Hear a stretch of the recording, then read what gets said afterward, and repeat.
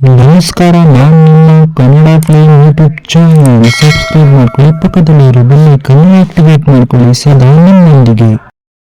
ಸಮಸ್ತ ಜನರಿಗೆ Kannada flying YouTube channel ಕಡೆಯಿಂದ ಸುಸ್ವಾಗತ.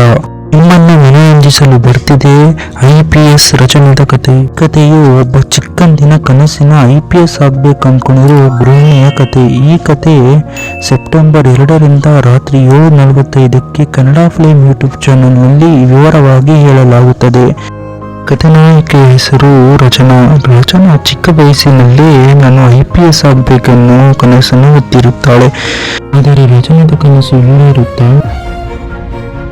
ಈ ಕಥೆಯ ಕಥಾನಾಯಕ ಶ್ರೀಹರಿ ತನ್ನ ಹೆಂಡತಿ ಸಾಮಾನ್ಯ ಕುಟುಂಬದವಳಾಗಿರಬೇಕೆಂದು ಆಸೆ ಪಡುತ್ತಾನೆ.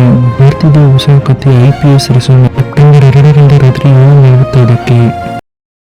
ಧನ್ಯವಾದಗಳು. ವಿಡಿಯೋ ಇಷ್ಟ ಆದರೆ ಲೈಕ್, ಶೇರ್, ಸಬ್ಸ್ಕ್ರೈಬ್ ಮಾಡಿ, ಪಕ್ಕದಲ್ಲಿರೋ ಬೆಲ್ ಐಕಾನ್ ಆಕ್ಟಿವೇಟ್ ಮಾಡ್ಕೊಳ್ಳಿ.